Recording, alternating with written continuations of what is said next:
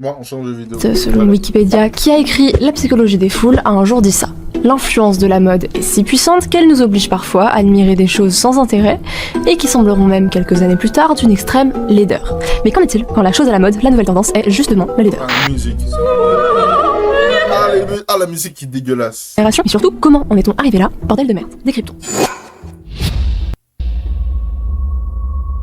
Dire que la beauté et la laideur sont des notions purement subjectives est hypocrite. On ne peut pas non plus affirmer que ce sont deux notions purement objectives. C'est un mix des deux. Quand on dit que le beau est ce qui plaît universellement son concept, ça signifie en gros que le jugement du goût est un jugement subjectif, ce qui me plaît à moi ne plaît pas forcément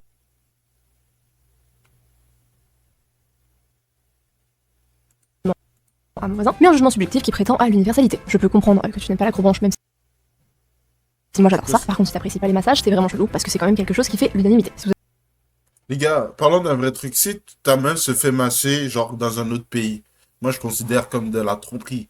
Sans soutien-gorge, si c'est un gars. Si c'est une fille, ok, mais même à ça, je considère comme la tromperie parce que elle me l'a pas dit, je sais même pas c'est qui l'a fait. avez de meilleurs exemples, je suis preneuse parce que j'étais pas forcément hyper inspirée. Et pour finir, même si ce jeu l'Antiquité. Maintenant, comment la publicité se débrouille-t-elle pour donner envie aux clients d'acheter? Eh bien, elle le fait rêver et elle suscite en lui le désir. Que ce soit pour un rasoir ultra efficace C'est pourquoi ça brille comme ça? qui ne te coupe pas la peau, pour un rouge à lèvres qui rendra tes lèvres aussi pulpeuses que celles du mannequin de la pub, ou pour une voiture qui te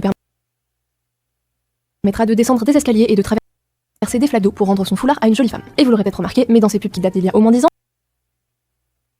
tous les acteurs sont beaux. Parce qu'une chose que nous explique Sylvie Borot dans son étude Les femmes et les images de la beauté On va supprimer mon Facebook, mon ChatGPT, on va supprimer ça. féminine dans la communication publicitaire, c'est que le combo parfait dans une publicité, et ce qui lui confère son pouvoir persuasif, c'est l'attirance et la crédibilité. Quand on parle d'attirance, on parle de beauté. Et si pas mal de féministes nous répètent que les normes de la beauté sont une construction sociale et qu'elles varient en fonction des sociétés et des époques, la vérité c'est que certains attributs de la beauté féminine n'ont pas changé depuis des siècles et des siècles et des siècles. Le ratio taille-hanche, la poitrine, la jeunesse, la symétrie,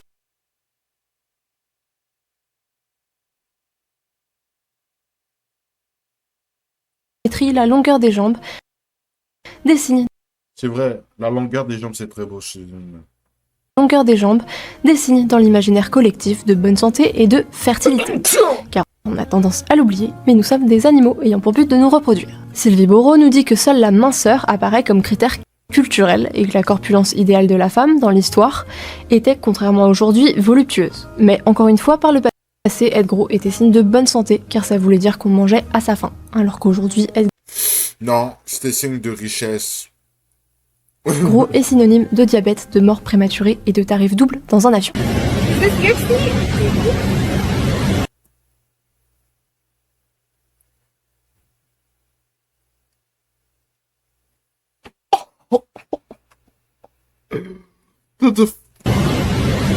La force de persuasion de la publicité est donc le combo gagnant de l'attirance et de la crédibilité. Pas mal de chercheurs ont prouvé que les personnes attractives étaient perçues comme plus crédibles car vues comme maîtres de leur destin. C'est pas forcément vrai, c'est peut-être injuste pour les moches, mais la vie est ainsi faite. D'ailleurs, les personnes attractives ne sont pas seulement perçues comme plus crédibles, on les considère aussi, sans même les connaître, comme intelligentes, dignes de confiance ou gentilles. Des études ont aussi prouvé qu'elles réussissaient mieux dans le domaine professionnel, étaient payées 12 à 14% de plus, avaient des peines de prison bien moins lourdes et étaient traitées avec bien plus de bienveillance par les gens en général que les personnes non attirantes. C'est ce qu'on appelle l'effet de halo, donc le fait de prêter d'autres qualités aux gens beaux, et ce qui a donné le nom à l'hashtag Pretty Privilege sur les réseaux sociaux, avec des femmes qui se vantent qu'on leur paye des verres et qu'on leur rende plus de services que des femmes qui étaient pas forcément hyper jolies.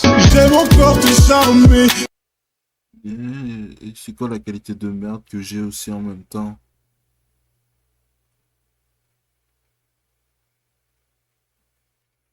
Je peux pas changer de qualité là?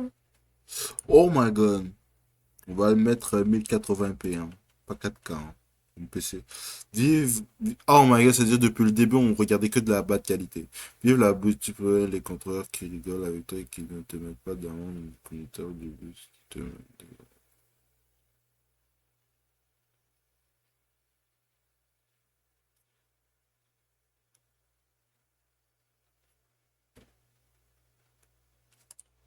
tous les deux c'est charmé.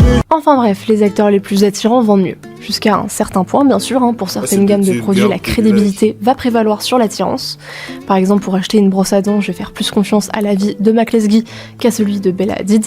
A l'inverse, pour tout ce qui est produit lié à la séduction et à la sexualité, je vais préférer l'avis de Bella Hadid à celui de Mac Lesguy. Ne le prends pas mal, Mac. Petit cas concret maintenant, pour mettre en application ce qu'on vient de dire.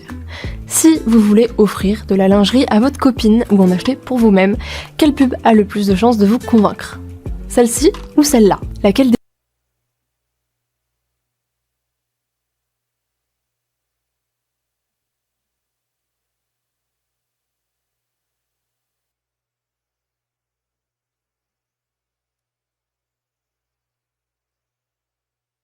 Ah, man, le gars derrière est trop chaud, hein. Les deux suscitent le plus votre désir, vous fait rêver. Celle de gauche ? Eh bien, préparez-vous à en voir de plus en plus comme celle de droite, car avec le sein body positif qu'on a déjà évoqué dans ce décryptage, la beauté, c'est devenu ringard. Je dirais même plus, c'est devenu oppressant. Nike, Desigual, Chantel, Darjeeling, H&M, on ne compte plus les marques devenues body positives. Je suis pas en train de dire que c'est mauvais de représenter plus de diversité corporelle, je suis juste en train de dire que personne ne pourra me forcer à m'émerveiller devant une mannequin obèse morbide et m'exclamer qu'elle est magnifique et que j'ai trop envie d'acheter la robe qu'elle porte. La pub, c'est censé faire rêver, et quand tu ne fais pas rêver tes potentiels clients, les ventes ne suivent pas forcément. D'ailleurs, à l'image de Chantel, pas mal de marques font marche arrière, ayant vu leurs ventes s'écrouler après leur virage inclusivité. La question, c'est donc pourquoi ont-elles pris ce virage inclusivité à la base ? Eh bien à cause de la fameuse cancel culture que les marques subissent quand... Non, c'était à cause de la demande. C'était à cause de la demande, parce qu'ils voyaient qu'il y avait une demande élevée de telle personne, puis ils ont décidé. Moi, je pense pas que c'est à cause de ça. Vraiment, parce que le monde, eux, s'en foutent de vous, puis ils font des milliards de dollars. Ils s'en foutent tellement de votre travail, les féministes, ils veulent juste l'argent. Ils veulent juste l'argent. C'est pas comme Marvel qui sont pressing, qui sont genre oppressés, ils sont manipulés parce que c'est comme ça.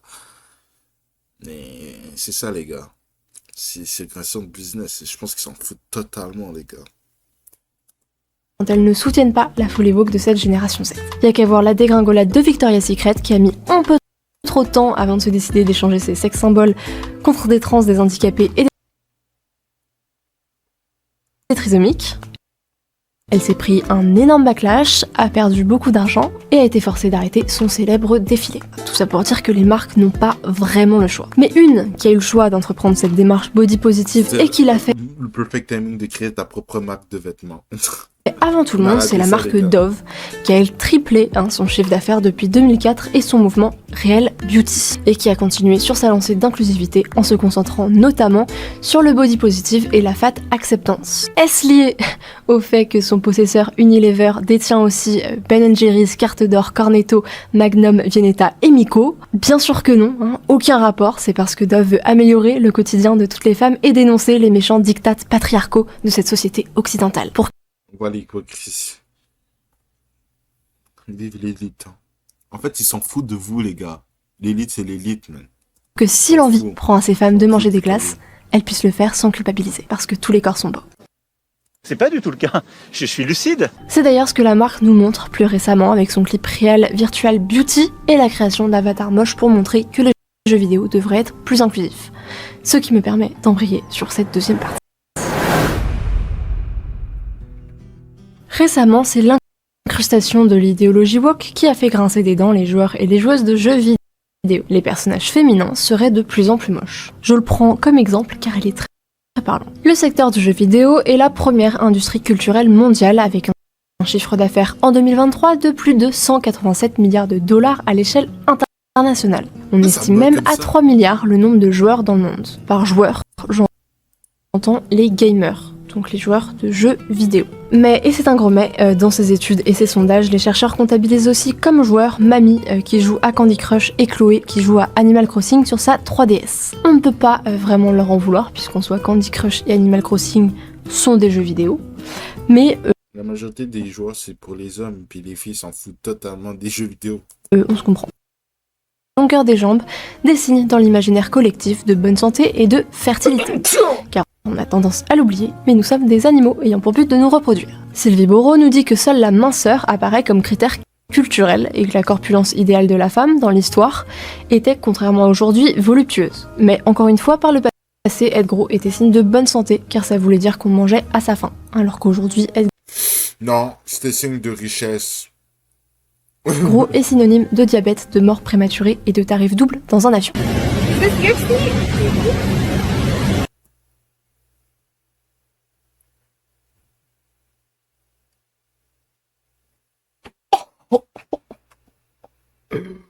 What the f- La force de persuasion de la publicité est donc le combo gagnant de l'attirance et de la crédibilité. Pas mal de chercheurs ont prouvé que les personnes attractives C'est étaient pas perçues vrai. comme plus crédibles car vues comme maîtres de leur destin. C'est pas forcément vrai, c'est peut-être injuste pour les moches, mais la vie est ainsi faite. D'ailleurs, les personnes attractives ne sont pas seulement perçues comme plus crédibles, on les considère aussi, sans même les connaître, comme intelligentes, dignes de confiance ou gentilles. Des études ont aussi prouvé qu'elles réussissaient mieux dans le domaine professionnel, étaient payées 12 à 14% de plus, avaient des peines de prison bien moins lourdes et étaient traitées avec bien plus de bienveillance par les gens en général que les personnes non attirantes. C'est ce qu'on appelle l'effet de halo, donc le fait de prêter d'autres qualités aux gens beaux, et ce qui a donné le nom à l'hashtag Pretty Privilege sur les réseaux sociaux, avec des femmes qui se vantent qu'on leur paye des verres et qu'on leur rende plus de services que des femmes qui n'étaient pas forcément hyper jolies.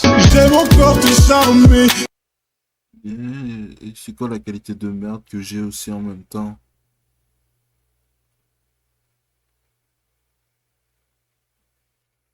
Je peux pas changer de qualité là?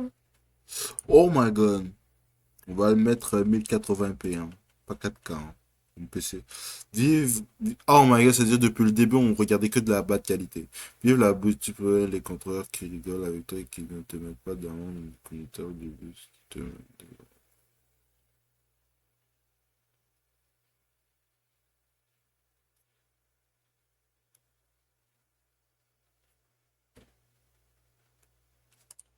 Tous les deux c'est charmé. Enfin bref, les acteurs les plus attirants vendent mieux. Jusqu'à un certain point, bien sûr, pour certaines c'est gammes de petit, produits, bien la privilège. crédibilité va prévaloir sur l'attirance.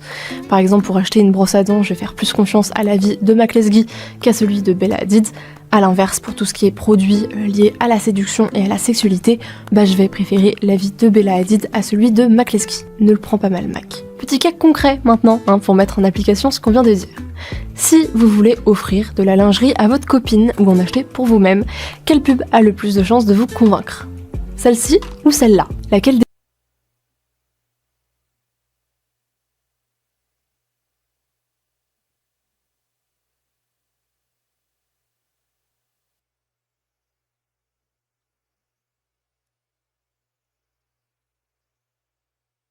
Ah man, le gars derrière est trop chaud, hein. Les deux suscitent le plus votre désir, vous fait rêver. Celle de gauche? Eh bien, préparez-vous à en voir de plus en plus comme celle de droite, car avec le sein body positif qu'on a déjà évoqué dans ce décryptage, la beauté, c'est devenu ringard. Je dirais même plus, c'est devenu oppressant. Nike, Desigual, Chantel, Darjeeling, H&M, on ne compte plus les marques devenues body positives. Je suis pas en train de dire que c'est mauvais de représenter plus de diversité corporelle, je suis juste en train de dire que personne ne pourra me forcer à m'émerveiller devant une mannequin obèse morbide et m'exclamer qu'elle est magnifique et que j'ai trop envie d'acheter la robe qu'elle porte. La pub, c'est censé faire rêver, et quand tu ne fais pas rêver tes potentiels clients, les ventes ne suivent pas forcément. D'ailleurs, à l'image de Chantel, pas mal de marques font marche arrière, ayant vu leurs ventes s'écrouler après leur virage inclusivité. La question, c'est donc pourquoi ont-elles pris ce virage inclusivité à la base? Eh bien à cause de la fameuse cancel culture que les marques subissent quand... Non, c'était à cause de la demande. C'était à cause de la demande, parce qu'ils voyaient qu'il y avait une demande élevée de telle personne, puis ils ont décidé. Moi, je pense pas que c'est à cause de ça. Vraiment, parce que le monde, eux, s'en foutent de vous. Puis ils font des milliards de dollars. Ils s'en foutent tellement de votre travail. Les féministes, ils veulent juste l'argent. Ils veulent juste l'argent. C'est pas comme Marvel qui sont pressing, qui sont genre oppressés, ils sont manipulés parce que c'est comme ça. Mais c'est ça, les gars. C'est une question de business. Et je pense qu'ils s'en foutent totalement, les gars. elles ne soutiennent pas la folie woke de cette génération Z. Y a qu'à voir la dégringolade de Victoria's Secret qui a mis un peu trop de temps avant de se décider d'échanger ses sex symboles contre des trans, des handicapés et des trisomiques. Elle s'est pris un énorme backlash, a perdu beaucoup d'argent et a été forcée d'arrêter son célèbre défilé. Tout ça pour dire que les marques n'ont pas vraiment le choix. Mais une qui a eu le choix d'entreprendre cette démarche body positive et qui l'a fait le perfect timing de créer ta propre marque de vêtements. avant tout le monde, c'est la marque Dove, qui a elle triplé son chiffre d'affaires depuis 2004 et son mouvement Real Beauty, et qui a continué sur sa lancée d'inclusivité en se concentrant notamment sur le body positive et la fat acceptance. Est-ce lié au fait que son possesseur Unilever détient aussi Ben & Jerry's, Carte d'Or, Cornetto, Magnum, Viennetta et Miko? Bien sûr que non, aucun rapport, c'est parce que Dove veut améliorer le quotidien de toutes les femmes et dénoncer les méchants diktats patriarcaux de cette société occidentale. Pour On voit l'hypocrisie. Vive l'élite. En fait, ils s'en foutent de vous, les gars. L'élite, c'est l'élite, man. que si l'envie prend à ces femmes de manger des glaces, elles puissent le faire sans culpabiliser, parce que tous les corps sont beaux. C'est pas du tout le cas. Je suis lucide. C'est d'ailleurs ce que la marque nous montre plus récemment avec son clip Real Virtual Beauty et la création d'avatars moches pour montrer que les jeux vidéo devraient être plus inclusifs. Ce qui me permet d'embrayer sur cette deuxième partie. Récemment, c'est l'incrustation de l'idéologie woke qui a fait grincer des dents les joueurs et les joueuses de jeux vidéo. Les personnages féminins seraient de plus en plus moches. Je le prends comme exemple car il est très parlant. Le secteur du jeu vidéo est la première industrie culturelle mondiale avec un chiffre d'affaires en 2023 de plus de 187 milliards de dollars à l'échelle internationale. On estime même à 3 milliards le nombre de joueurs dans le monde. Par joueur, j'entends les gamers, donc les joueurs de jeux vidéo. Mais, et c'est un gros mais, dans ces études et ces sondages, les chercheurs comptabilisent aussi comme joueurs Mamie qui joue à Candy Crush et Chloé qui joue à Animal Crossing sur sa 3DS. On ne peut pas vraiment leur en vouloir puisqu'en soit Candy Crush et Animal Crossing sont des jeux vidéo, mais la majorité des joueurs, c'est pour les hommes, puis les filles s'en foutent totalement des jeux vidéo. On se comprend.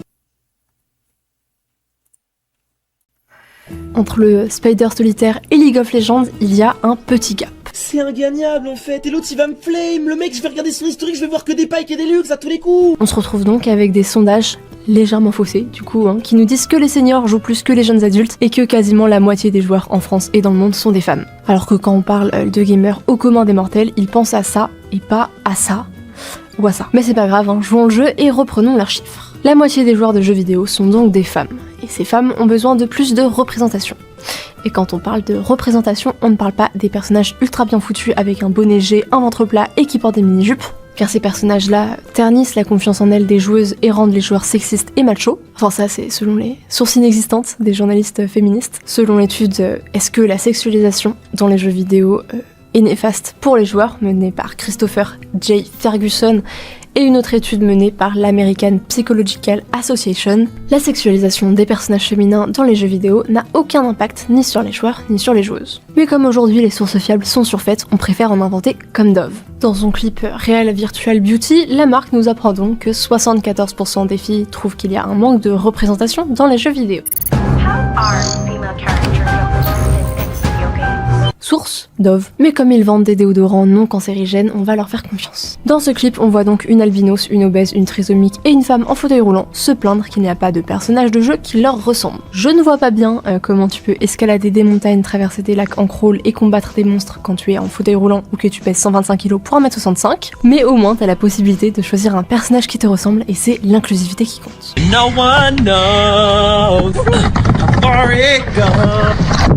Dans cette campagne, Dove dénonce donc, à la façon de la plupart des magazines féministes, l'hypersexualisation des personnages féminins dans les jeux. Est-ce que par hypersexualisation, ils entendent des tenues aguicheuses ou très courtes? Non, ils entendent des corps bien foutus. Dans un autre clip de la campagne, on suit cette super-héroïne. Elle apparaît au début dans une armure lui couvrant l'intégralité du corps. Elle est fit et elle porte du rouge à lèvres. Mais coup de tonnerre, une fois dans sa loge, elle se démaquille et se dessape pour finalement décider d'assumer son obésité et elle repart combattre les méchants en étant habillée de la même façon que Lara Croft. Mais si Lara Croft est hyper sexualisée car elle est jolie et bien foutue, et bah l'héroïne de Dove ne l'est pas car elle est grosse. Voilà, ça s'appelle l'hypocrisie, c'est QFD. Un message de tolérance qui encourage les grosses à mettre des mini-shorts puisque de toute façon personne ne les trouvera belles et ainsi ne les sexualisera. Moi je parle pas beaucoup les gars, je regarde la vidéo en même temps que vous, je réagis. En plus, il est tard, donc j'ai pas envie de déranger mon petit frère. C'est le fameux ugly privilège qui fait fureur sur les réseaux sociaux où les moches se targuent d'avoir moins de chances de se faire agresser sexuellement que les jolies filles.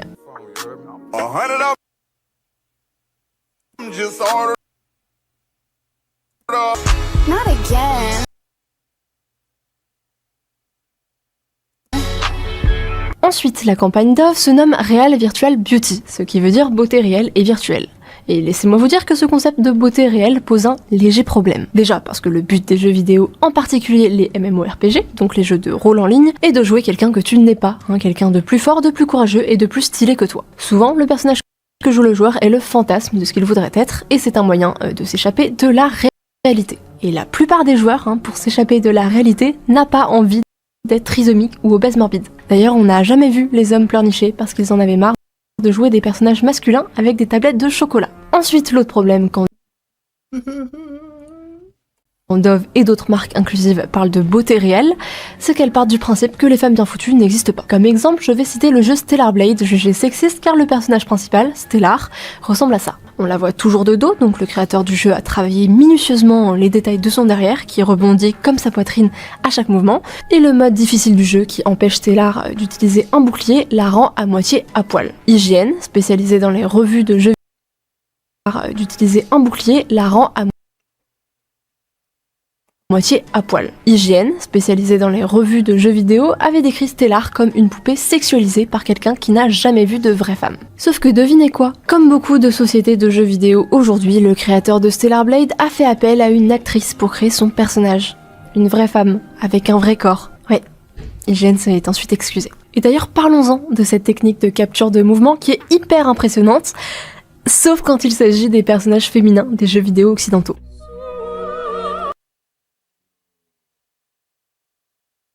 C'est un homme, ça.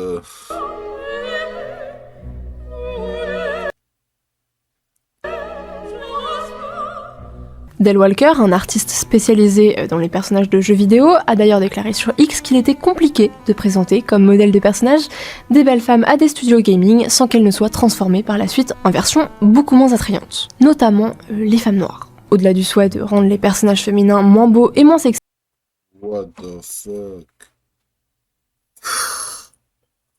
il y a une volonté de les déféminiser. C'est la fable des féminins. Personnages féminins moins beaux et moins sexy, il y a une volonté de les déféminiser. C'est la fable des féministes 2.0 qui ont voulu diffuser massivement l'idée qu'il n'y avait pas de différence entre les hommes et les femmes, avec cette volonté de flouter la frontière entre les deux sexes au grand bonheur des lobbies trans. Alors je vais le répéter encore une fois pour ceux qui dorment au fond, hommes et femmes ne sont pas des catégories biologiques, mais des catégories sociales. C'est un paradigme, une grille de lecture, des lunettes que vous portez sur le monde. La binarité biologique n'existe pas. Putain, non, ça y est, j'en ai marre. Non, moi je crois qu'il faut que vous arrêtiez d'essayer de dire des trucs. Sauf que masculiniser une femme, c'est l'enlaidir. Et c'est d'ailleurs pour ça que plusieurs études s'accordent à dire que les femmes conservatrices sont plus attirantes que les femmes libérales ou progressistes, car elles sont plus féminines. Pareil pour les hommes conservateurs qui sont majoritairement plus masculins que les hommes soja qu'on retrouve à gauche et donc plus attirants. On retourne à notre fameuse envie primaire de nous reproduire, réalité biologique considérée avec horreur par les féministes intersectionnelles. Juste un message, vite fait. C'est Madara qui le dit, C'est Madara qui le dit. Wake up to reality. Nothing ever goes as planned in this accursed world. Désolé, je suis trop cringe. Millionaire. What is this for? We're trying to get advice. Quoi de mieux pour illustrer la mode du moche que les défilés Balenciaga ? Aujourd'hui, la laideur n'est plus repoussante. Elle est devenue l'expression d'une différence voulue, d'une originalité assumée. Aujourd'hui, les crocs, ce n'est plus moche, non ? C'est stylé et ça coûte 500 €. Les stars aussi s'essaient à ce qu'on appelle la Ugly Beauty Trend, donc la tendance de la beauté moche, notamment Doja Cat et Julia Fox. Le but de cette tendance, se faire remarquer, mais pas par les hommes. Le regard patriarcal des hommes qui décident depuis la nuit des temps de ce qui est sexy ou pas, on appelle ça le male gaze, en français le regard masculin. Et un des principaux buts de cette mode pour les jeunes femmes de s'enlaidir, c'est d'échapper à ce regard masculin. Pourquoi Julia Fox se décolore les sourcils ? Parce que son ex-mari trouve ça moche. C'est aussi pour ça qu'un hashtag fleurit sur TikTok, le man repeller ou répulseur d'hommes. Des jeunes femmes se filment en prodiguant des conseils de maquillage ou de mode, mais pas pour mettre ses yeux ou ses pommettes en valeur, non, pour paraître repoussante aux yeux des hommes. Today I'm in the mood to put together an outfit that would criminally offend a straight man, and what better way to start off than with jorts. Si c'est une façon de se faire remarquer, c'est aussi un moyen d'expression pour dire que Ouais, mon cul, regarde, t'es à moitié à poil. with jorts. Si c'est une façon de se faire remarquer, c'est aussi un moyen d'expression pour dire que tu es une femme libérée des normes patriarcales de beauté. Enfin, femme ou autre, parce qu'il faut quand même le dire, mais le look tatouage et piercing partout, cheveux multicolores, maquillage what the fuck et habits dégueux, c'est quand même vachement lié à l'idéologie de genre qui fait croire aux garçons manqués qu'elles sont en réalité non-binaires. What are your pronouns? They, them. Why? Because I'm non-binary. What are your pronouns? He, him. Why? That's just how I identify. Mais je divague. C'est un moyen d'expression, d'accord, mais c'est aussi la traduction d'une génération qui ne veut plus faire aucun effort. Et là, pour le coup, ça concerne tout le monde. Il y a qu'à voir comment les gens s'habillaient pour aller au taf il y a 40 ans et comparer leur tenue avec Féminine, masculin. celle que les gens portent aujourd'hui. On est globalement beaucoup moins soigné. Un exemple assez marquant est celui de Disney World. Avec l'abolition des normes, qu'on retrouve dans l'idéologie woke, vient logiquement l'abolition des règles. On ne veut plus imposer quoi que ce soit à qui que ce soit, de peur d'être vu comme un méchant rétrograde, et donc c'est open bar à toutes les différences et exubérances. Avant, les employés de Disney, donc ceux qu'on trouve aux attractions ou qui se déguisent en personnages des dessins animés, devaient respecter un dress code assez strict. Pas de tatouage ou de piercing visible, pas de vernis coloré, leur coiffure devait être approuvée et leurs cheveux devaient être d'une couleur naturelle, pas le droit aux bijoux, et de façon plus globale, ils devaient coller à l'image saine qu'on se fait des personnages Disney. Une jolie peau, un joli teint et un IMC normal. Aujourd'hui, par inclusion, ils ont modifié ces règles et les ont rendues gender fluid et body positive. C'est le message anticonformiste et narcissique du « tu es parfait comme tu es, ne change rien » qu'on diffuse tous les jours au sein du camp du bien et sur lequel capitalisent les marques comme Dove ou 4AM et Bad Habit Beauty, des marques de soins de la peau dont le slogan est à peu près « garde tes mauvaises habitudes et ta vie de débauche, mais hydrate ta peau pour amoindrir les dégâts ». Cette tendance féministe de se libérer du regard des hommes est d'une hypocrisie sans nom. Quand tu t'habilles et que tu te maquilles pour plaire à la majorité des hommes, ça revient à te préparer en fonction de leur goût. Mais quand tu t'habilles et que tu te maquilles pour ne pas plaire à la majorité des hommes, ça revient aussi à te préparer en fonction de leur goût. La seule différence, c'est que t'es mal fringué et mal maquillé. Et il n'y a rien de plus triste que les transformations avant-après des jeunes femmes qui basculent dans cette idéologie. Est-ce que ça les rend plus heureuses ? Pas d'après ce que disent les études. En souhaitant se faire remarquer et être différents du reste du monde, les progressistes sont juste devenus des copier-coller les uns des autres, des clowns de carnaval qui ne trouvent pas de boulot et qui n'ont ni l'air bien dans leur tête ni dans leur corps.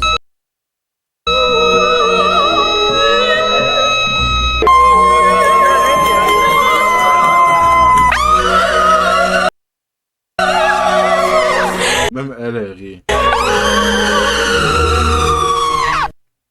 Comme quoi, on a peut-être vraiment le... Elle, faut pas l'énerver, tabarnak. J'ai vu 2 féministes en avant des lavages de fenêtres. Que des doubles doubles, que des doubles. Hier, là, ils allaient me péter la gueule. Putain, mais j'envoie des passes. J'ai tourné 3 ans, je reviens, Ah, désolé les gars. En plus. Il est déjà heureux de boulotter nos restes. Tiens, mon fidèle. Ah, grand merci, Seigneur Hubert. Et là, il écrase la pomme de terre sur le tapis. C'est dégueulasse. Mais laissons-les privatiser la santé, les transports, l'éducation. Mais réveillez-vous, mademoiselle. C'est quand même dingue, hein. En fait, le service public, ça n'existe plus. Mais je suis d'accord, Josette. Mais qui influence le gouvernement ? Je crois qu'elles font quoi, les grandes fortunes ?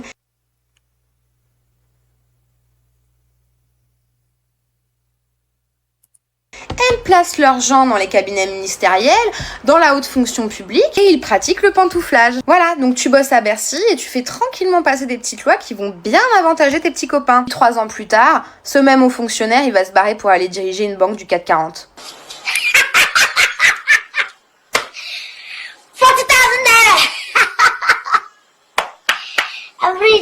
C'est la même classe sociale qui tourne entre les ministères Ben, il est riche parce qu'il a travaillé dur, man. et les conseils d'administration, faut pas se leurrer. Le problème qui se passe en plus quand tu dévoiles Imagine, tu renvoies 9000 employés. C'est sûr que le monde va vouloir te hate, te détruire ta famille, gros, ta vie est en danger, gros. 9000 personnes, c'est sûr qu'il y a du monde qui veut ta mort. À cause de toi, t'as mis des familles dans la rue. T'as créé souvent des SDF, puis le monde, man, c'est comme ça, tu fais mal à quelqu'un, quelqu'un va vouloir te faire mal. des mécanismes comme ça paraît tellement lunaire qu'on se fasse à ce point baiser que du coup... Je sais pas pourquoi, mais j'ai envie de like. Genre, juste pour le contenu, for it, je m'en balègue, mais je like. Je like. Moi, je like. Moi, je like, même si t'es gauche, si t'es droite, même si t'es le shaitan, même si tout ce que tu fais, même si t'es Dieu et tout, moi, je like. Est-ce que je like pour tous les propos qu'elle dit? Non. Mais elle est très drôle, captivante, puis elle tient bien son rôle, donc je l'encourage à aller vers ce truc-là que continuer à faire des vidéos qui le séparent de son public. Reste dans ton coin. Tout de suite, on crie au complotisme. Ah, mais tu crois vraiment que les riches, ça y est, ils se réunissent à la lumière d'une chandelle dans une cave et puis ils discutent de comment ils pourraient conserver leurs privilèges. Tu sais que ces gens-là, ils se cooptent de génération en génération, ils fréquentent les mêmes cercles mondains, ils vont au même dîner, ils font les mêmes grandes écoles. Bien sûr qu'ils sont comme as. Cet adversaire, c'est le monde de la finance. Espèce de gros menteur, va! Plutôt que de se demander si on a encore le droit de réussir en France, demandons-nous plutôt combien de temps on va encore accepter de subventionner l'héritage et les privilèges d'une petite oligarchie au détriment de la majorité. Peut-on aussi... Parce que j'ai une barbe. Je suis femme parce que j'ai de la pilosité. Je suis femme parce que je mets du maquillage. C'est moi qui décide. Ce qui fait de moi une Si les hommes qui se maquillent ont détruit les femmes en termes de beauté. femme, et ce sera jamais personne d'autre. La plupart des gens qui me connaissent et me côtoient savent que je suis une femme, que je m'appelle Lola. J'ai aussi beaucoup une transition par les vêtements, le maquillage, l'attitude. Lola, 27 ans, est née garçon. Mais depuis 8 ans, c'est une femme. Elle a fait le choix de garder sa part d'homme, tout en cultivant son côté féminin.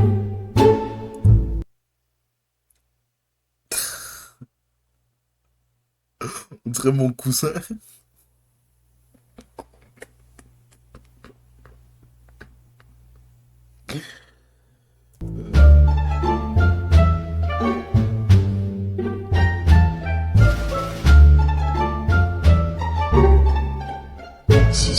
Oh. C'est la première fois que j'entends ça. Ne m'envoyez plus des vidéos comme ça si vous voulez, parce que là, ça frôle la folie. Hein. On frôle la folie. C'est que tu es prêt à nous rejoindre. Alors suis les instructions en bio. On va te rendre riche, mon pote. Bah alors les gauchistes, on ne anticapitalise plus.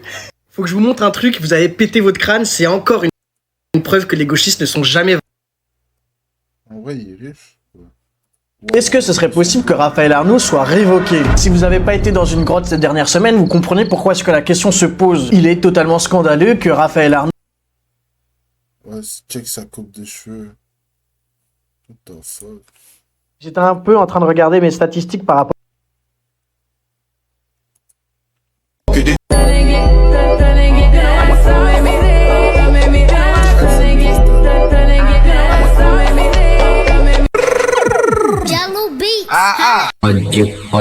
Si tu ne vas pas lui apporter à manger, ne lui demande pas s'il a déjà mangé. Si tu ne vas pas l'inviter à sortir, ne lui demande pas quels sont ses plans. Et si tu ne vas pas l'aider à résoudre ses problèmes, ne t'en mêle pas. Aujourd'hui, nous sommes entourés de touristes émotionnels. Des personnes qui veulent connaître ta vie par simple curiosité ou pour apaiser leur culpabilité et se convaincre qu'elles te soutiennent. Mais qui, au moment décisif, ne lèvent pas le petit doigt pour toi. Comprends ceci du point de vue psychologique. Poser des questions vides, ce n'est pas de l'empathie. Et si tu n'as pas le temps, l'envie ou la capacité de lui apporter quelque chose de réel, alors rends-lui le plus grand service de tous. Garde le silence et ne sois pas un obstacle.